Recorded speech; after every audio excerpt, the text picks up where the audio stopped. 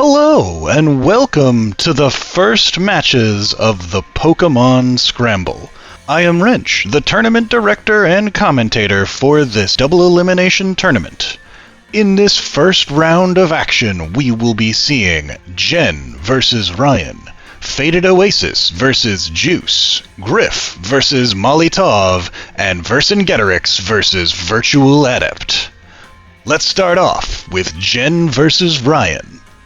Jen's team, you may recall, is headed up by Dracovish, an incredibly strong water dragon attacker that has to click but one move to kill everything in its path. But if Ryon's team is able to withstand Dracovish's fishy assault, he will have a much easier time taking down the rest of Jen's team, who is packing much less power than her main attacker.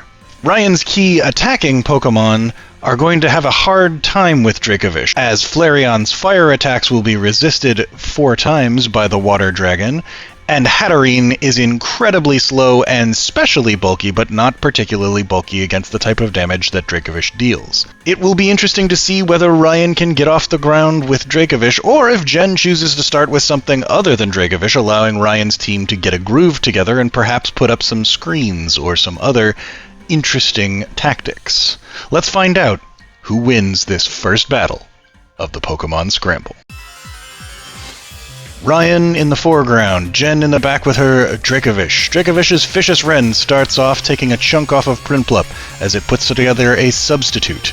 That substitute is immediately bitten away by Dracovish, and Prinplup, another substitute. It's going to do this a few times, it seems. There's no chance for Vicious Wren to miss, so this is just going to whittle Prinplup away. Eventually it chooses to Scald, which is going to be very resisted, and there is no burn coming out, so Prinplup down. Flareon up next. Nope, a swap to Hatterene, which is going to immediately die to another Vicious Wren. This is the strategy Jen needs to have. Vicious Wren here takes Swinub down to its Focus Sash, and it sets up Stealth Rocks. In other circumstances, a good idea, but I don't think Jen's planning on switching anytime soon, as Swinub goes down. Solosis comes out and immediately goes down. Fomantis comes out and swaps to Flareon, which is going to eat another Vicious Wren and go down again. And Fomantis, the last hope. It's going to have neutral damage against Dracovish if it uses its Leaf Storm. It does use Leaf Storm, but that's only 52%, and Vicious Wren is going to finish Fomantis off. A very, very quick battle. Jen just played to the strategy. Use your best Pokemon, click its best move, and kill everything in your path. Ryon going down to the loser's bracket. Jen will move on and get a chance to evolve one of her, not needed for this battle, but potentially useful in the future, second-string Pokemon. Well, that was a quick one. Let's move on to our next battle.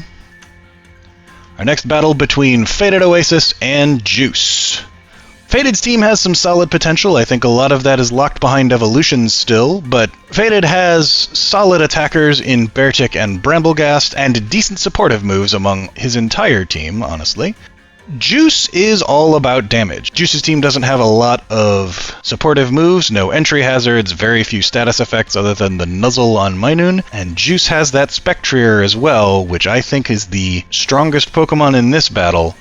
Let's see who plays better between Djoosah and Faded. Djoosah starting off with his legendary Spectrier. Growlithe in.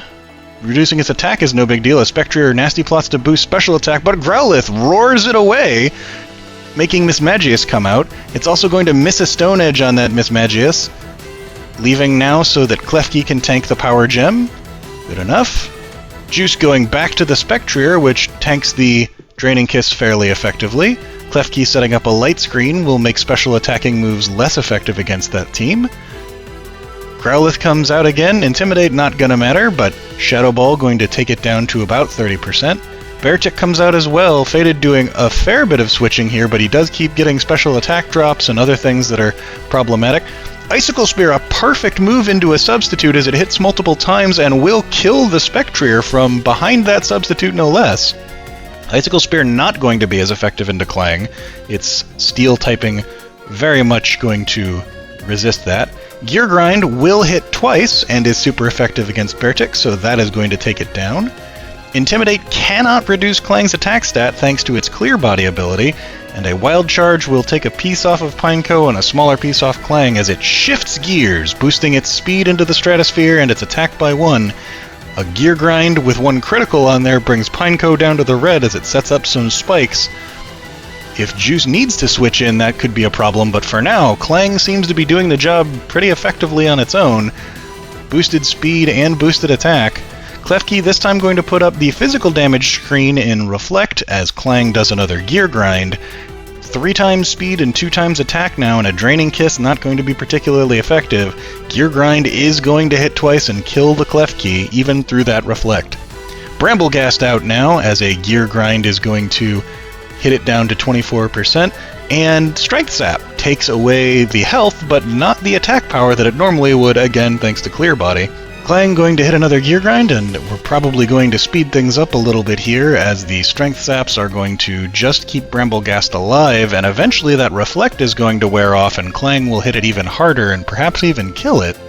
Clang finally misses a Gear Grind, so that gives Bramblegast the chance to turn things around, but no, it just using Strength Sap is not going to change things, and it does eventually swap for Pineco, which Clang is going to kill, and now that that Reflect is gone, Bramblegast uses the Shadow Sneak because it knows it's going to die, going priority, taking a little bit of damage off of Clang, but Clang does kill Bramblegast, and with a Wild Charge into even the type-changed Mantike to fire, still enough, and Clang is the hero of Juice's team, much to my surprise. I was expecting him to rely on that Spectrier, but Clang able to do the job here and take down almost everything on Faded's team on its own. Well done to Clang, well done to Juice. Moving on to battle Jen in round 2, Faded will face Ryon in the losers bracket. Moving on to our next battle, we have Grif versus Molotov. Grif's team is an abomination full of too many strong things, and I don't see, even though Molly's team is a strong, coordinated, mostly fully evolved team, how Molly's team can possibly measure up to this. It's obviously, all in the play. You don't count anyone out before it starts, but Molly has an uphill road to hoe here. Let's see if they can pull this off. Lampent, the only under-evolved thing on Molly's team, comes out against Xerneas, and there's that Geomancy that takes 2 turns but boosts 3 different stats by 2 times. There it is, special attack, special defense, and speed, but Lampent will put out a substitute and burn the Xerneas with a Will-O-Wisp. Xerneas going for another Geomancy, a little bit greedy there as Lampent starts to minimize, getting the evasion going. Xerneas now at 3 times special attack, defense, and speed. Special defense and speed, as Lampent is now at 2.33 times its evasion. So Xerneas missing a Moonblast does land a Psyshock there, but Lampent puts a substitute back up, making it so that Xerneas is burning out at a similar rate to Lampent, actually. Xerneas down to 44%, until Molly pulls another substitute down to 26% on Lampent, but another missed Moonblast is going to mean that Xerneas ticks down lower and Lampent does not. Yet again, this strategy seems to be working out, just holding off the Xerneas, making so that it can't do anything, it can't steamroll through the team, because that burn is eventually going to bleed it out. Lampent outlasts the Xerneas amazingly, misses a Will-O-Wisp on the Ursaluna, but it gets burned anyway thanks to its Flame Orb, that's its plan. Now Grif swaps to Mantine as Lampent gets even more evasive. Mantine gets faster, not sure if that's necessary, and another Will-O-Wisp burns the Mantine. This Lampent is getting huge value, but it swaps out! Oh no! Molly swaps the Pachirisu in on an Ice Beam as Grif goes for Giratina. Pachirisu puts up a special defense wall in Light Screen and brings out the Pelipper. Pelipper brings down the rain, which is going to make water moves even stronger. Shadow Ball doesn't do a whole lot with that Light Screen up, and Pelipper starts to chip away with a super effective Ice Beam. Pelipper may be able to 1v1, well, with the help of the wall, may be able to just solo this Giratina. Oh my gosh, a Draco Meteor doesn't kill! That's incredible, it lives on 1 and Ice Beams the Giratina down. 2 of the big threats are either dead or at 10%. This is actually looking very competitive for Molly here as Grif swaps out to Ursaluna. Even a crit doesn't do a whole heck of a lot there from Stonechurner. It boosts its defense, which is valuable into that headlong rush. Ursaluna's defenses are going to be reduced, and we just saw Stonechurner be faster, so That's going to be a body press super effective into Ursaluna. Ursaluna now down. That's basically all three of the ridiculous Pokemon pretty effectively handled. Xerneas still alive, but the Psychic from Elgyem takes down Stonejourner. Decidueye wastes its Z-move, Sinister Arrow Raid, on a 9% Elgyem. That's not great. Spirit Shackle on the Vileplume will deal about half, and Vileplume uses its own Z-move, Acid Downpour. Doesn't quite kill Decidueye. I'm a little surprised by that. Lampent comes out to take the Giga Drain. Not going to heal too much off of that, so not a terrible move there. Still wish it had stayed out when it had all that evasion, but Pachirisu gets a light screen off, blocking some of the Sludge Wave damage, and paralyzes the Vileplume. Effect Spore is going to put Pachirisu to sleep. Vileplume going to have some paralysis issues. Moonblast, not enough to kill, but Pachirisu continues to nap, so Moonblast will take another kill. Vileplume bringing down to 2 Molly's team. Another Spirit Shackle takes Vileplume down to 12%, but Vileplume finishes off Decidueye, leaving only Victory Bell, which has enough to kill Vileplume. Here comes that burned Mantine. The burn won't be too bad on the damage, but the Ice Beam only does about 30% to Victory Bell.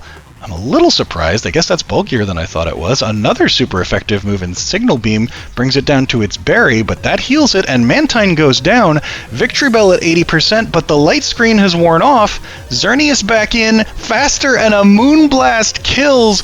The poison typing no longer there because of the Grass Terastallization, and Xerneas dies from Life Orb recoil and would have died from the burn as well just afterward.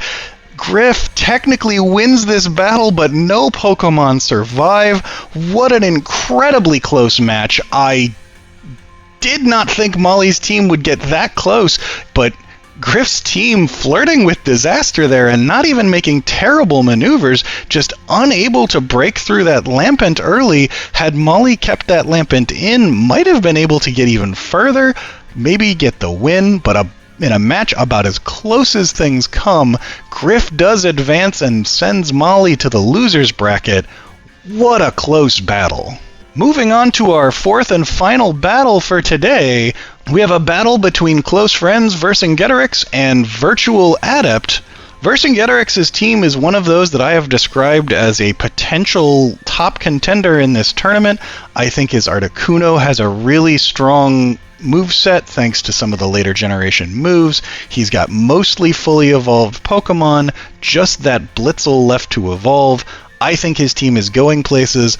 I think VirtualAdept's team is behind a real 8-ball here. He has a legend in a Zelf that is useful but not as ridiculous as some of the ones we've just seen. He has a fully evolved Scolipede that is alright, but not amazing because it is, after all, still a bug type, and a bunch of Pokemon that really need to evolve before they have their full potential met. I think this is another lopsided match, but I said that about the previous one, and it turned out to come down to literally half a turn, so we will see who can be victorious between Vercingetorix and VirtualAdept. VirtualAdept leading with Scolipede, and Vercingetorix with Articuno. A swap to Azelf, and a Hurricane manages to land and bring Azelf down to 19%. A Flamethrower only does half, but it does burn Articuno, which could be problematic in the future, as a Freeze Dry takes down VirtualAdept's best Pokemon.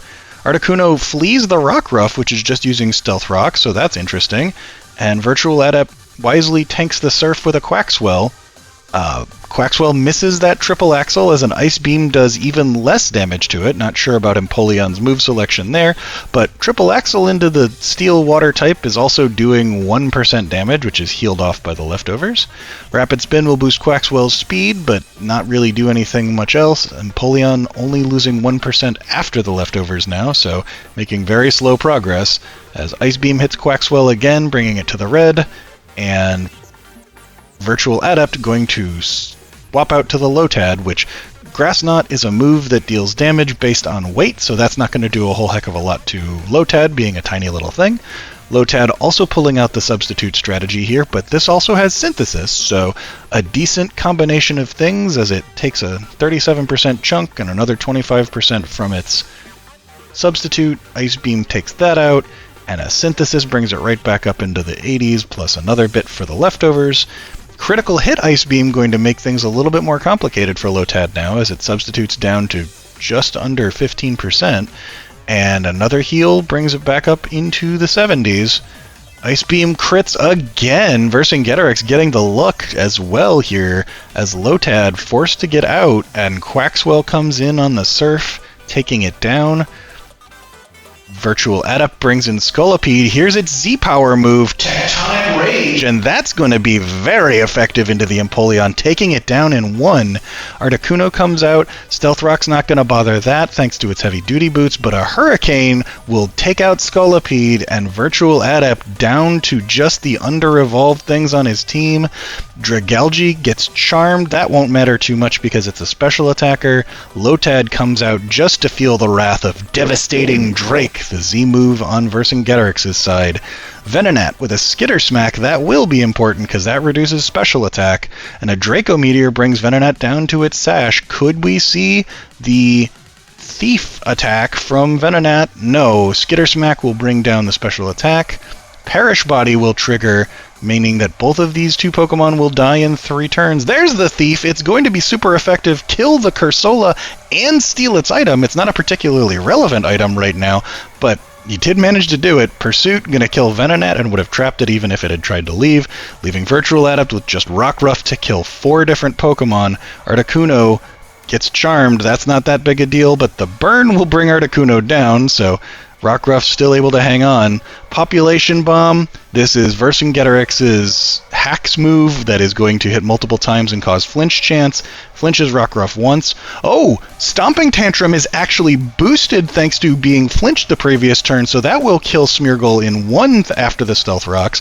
Not boosted this time, but... Oh! A Draco Meteor misses! Dragalge going to get Stomping Tantrumed as well.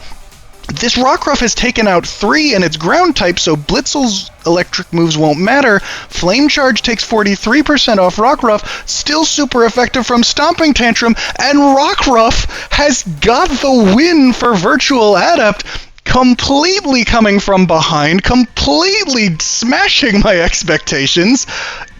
A Rockruff just killed 4 Pokemon. Okay, the Articuno was mostly dead already, but the other 3 were entirely the Rockruff's doing. What an amazing turnaround for VirtualAdept, sending what I consider one of the tournament favorites into the losers bracket in Vercingetorix, and moving on to face Grif. VirtualAdept really showing that it's not all about the team on paper. You have to play it out. That flinch from the Population Bomb actually played in his favor, so that the Stomping Tantrum was boosted on the next turn. Population Bomb only hit twice and then once on the consecutive turns. That can hit anywhere between 1 and 10 times. Technically between 0 and 10 times because it can miss as well. But oh my goodness, these matches are coming down to the wire. Well, okay, Jen didn't. Jen just smashed her way through everything. But Grif's versus Molly and Vercingetorix versus VirtualAdept, much closer than I expected them to be.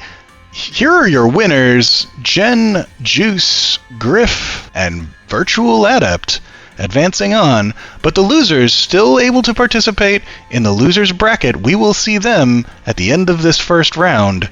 They still have a chance for the full comeback story. And I'll see you in the next video, where we will watch Arya Chiba face Mina Sanuki, Low-Key face Flarolin, Raptor face Lily, and Murder Bear take on Diaz. Thanks for watching the Pokémon Scramble.